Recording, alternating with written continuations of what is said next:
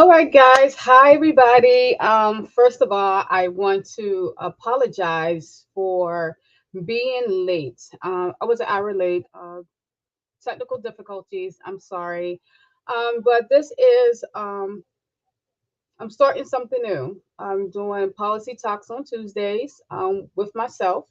For those who don't know, my name is Tamika Mapp. I am the State Assembly candidate. I'm also the state committee woman and the district leader for the 68th Assembly District.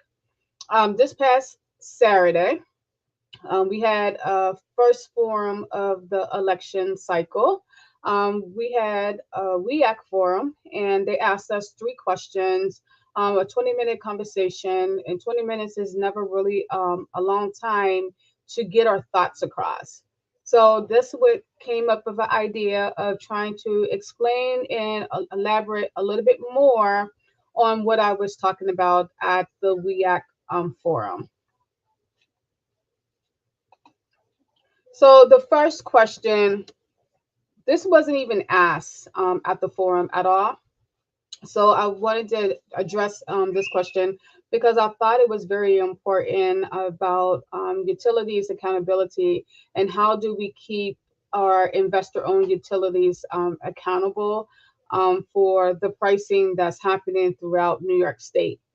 So, first step is always, reporting, making sure that we have enough knowledge on the pricing of our utilities, how many disconnections that we have, how many programs do that community investor owned utility company have to reach low to middle income New Yorkers.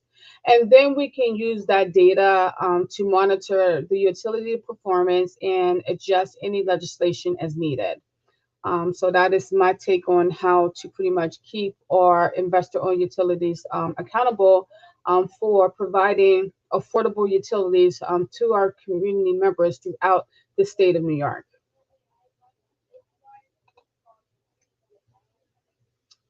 This question, I was didn't really explain this one too well.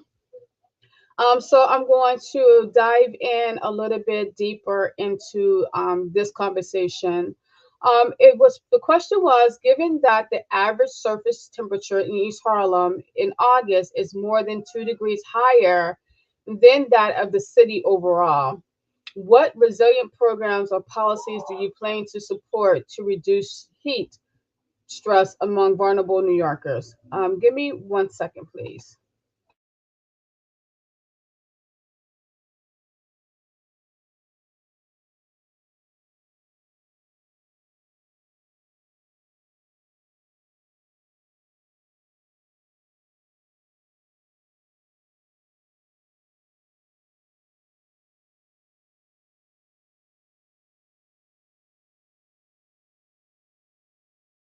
Sorry about that. I am back. So I was talking about some of my solutions, and I love my solutions. And for those who don't know, I am an avid gardener. So I do believe in uplifting our community gardens. Not only gives us access to healthy food, but also improves the air quality and our well-being. It also gives us that community connection that we need to thrive as human beings. I talked about green roof and cool roofs.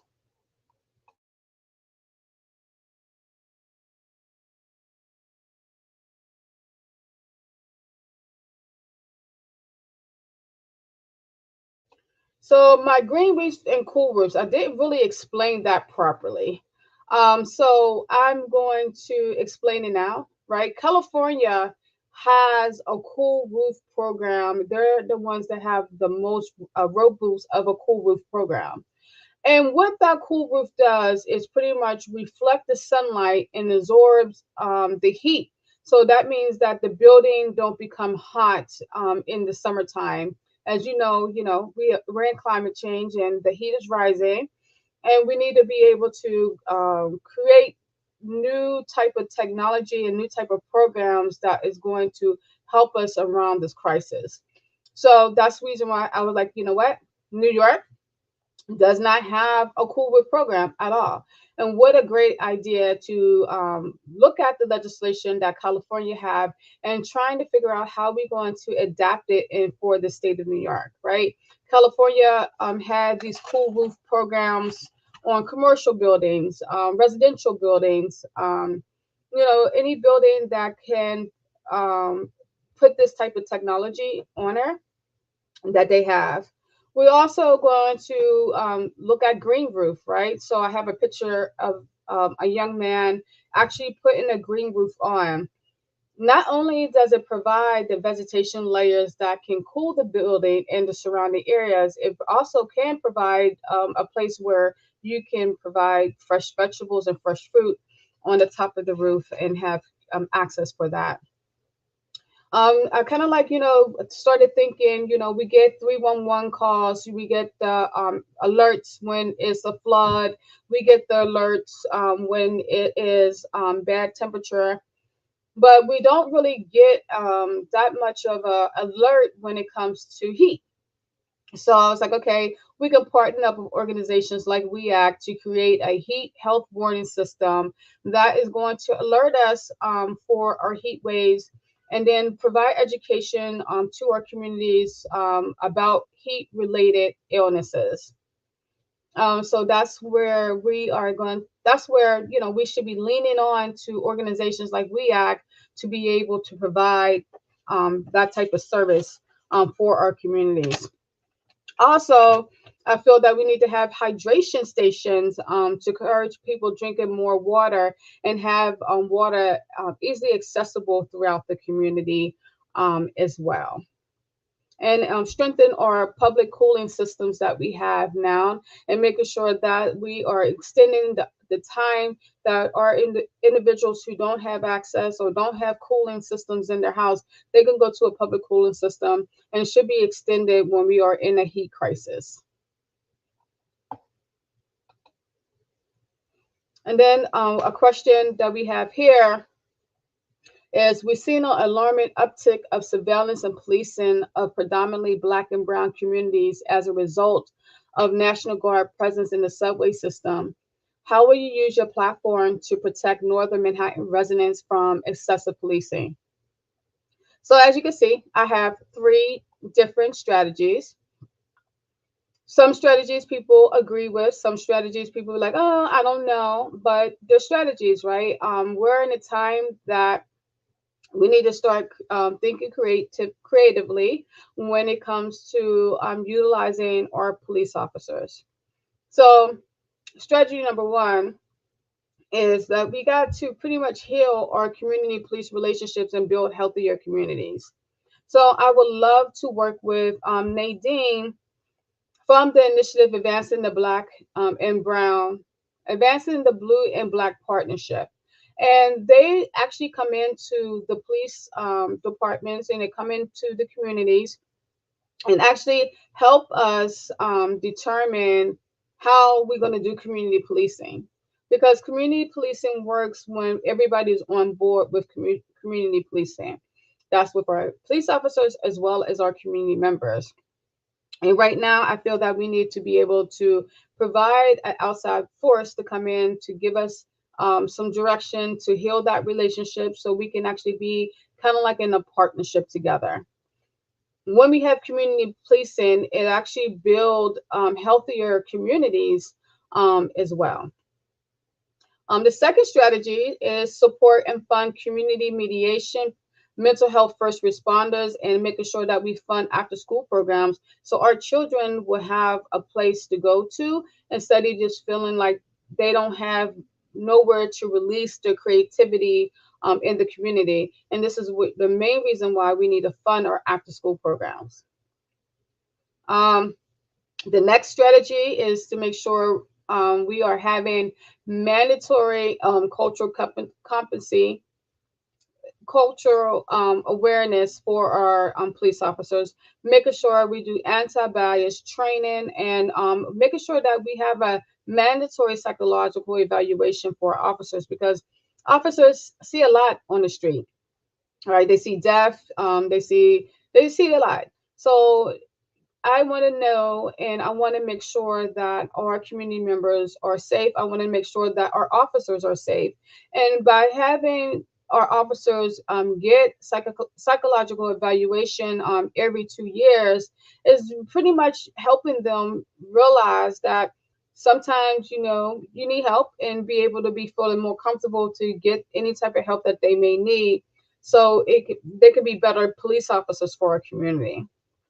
Also, I would like to see our officers actually live in our community that they serve. I believe when I look at community policing, I look at it from like a partnership. If I'm a police officer and I live on 119th Street, just say for example, between First and Second, and I have kids on that block, as I'm walking that block, I'm getting to know Jane, I'm getting to know Mackenzie. I'm getting to know my community members. So if I see a community member kind of like breaking the law, I can pretty much approach them and say, hey, you know what, you shouldn't be doing that. And then I'll know the character of that human being because I'm actually dealing with them on a day-to-day basis instead of just thinking or hypothetical of what this person is doing because I don't really live and interact with that community member. Education came up too. So for those who don't know, I am all for ending mayoral control. Right, we must bring our community school boards back into the education system because our community school boards know what's best for each individual kid that's inside of the public school system. It worked. So I don't even know why it ended, but it was working. So I'm with a handful of community organizers, handful of parents, making sure that we are asking the state, asking our elected officials to end mayor control and bring it back to where we elect our community school boards. And making sure they represent the kids and making sure that we have quality education. The next one is after school programs for all, right? So for those who don't know, we got pre-K 3 and pre-K 4. Yes, it is a great program, but you have to remember that they kind of like disrupt the family child care system, right? Before, kids go to school at kindergarten, before we was leaning on our family child care provider to provide education support. And we decided that we're going to bring that inside of the schools. But unfortunately, our school attendance rate is getting so high because our pre-K students and our kindergarten students do not have the same after school opportunities like our first graders. So we need to really start thinking about having an after school program, starting at pre-K all the way through high school to be able to support that child and making sure that child have something that's going to challenge them, having fun, making sure parents can be able to have a peace of mind, to be able to go to work and come home and pick up their children instead of having to figure out where am I going to send my pre-K student while my sixth grader or my first grader is actually at an after school program, but I don't get off of work until 5 o'clock. How are we going to make that happen? And we can make that happen by just creating a pretty much after school program for all, starting at pre-K. So that is my policy talk and my recap for the forum that I did. I will see you next Tuesday at 7 o'clock. I will be here at 7 o'clock for sure. And hopefully I don't have any more technical difficulties. And we're going to talk about education. We're going to talk about how we can strengthen our education system and what does education look like for our students in 2024. If you have any questions, you can actually email me at T as in Tom, M as in Mary, A as in Apple, Peter at the number 68 appledog.com. You can leave your comments in YouTube, Instagram, Facebook. You can put your comments there and I will respond back. So hopefully you will do the recap and actually seeing this over. And this is my recap for the WEAC forum that we did this Saturday. And I'm going to be just talking about different policies, some policies that I agree with that our elected officials are doing, And then some policies I don't agree with, and how we can strengthen them, and how we can create new policies, and how we can actually just come together and learn policy together as a community, so that way we can feel empowered to move our communities forward to the next stage. And I'm going to drop my email in the comments if you have any questions.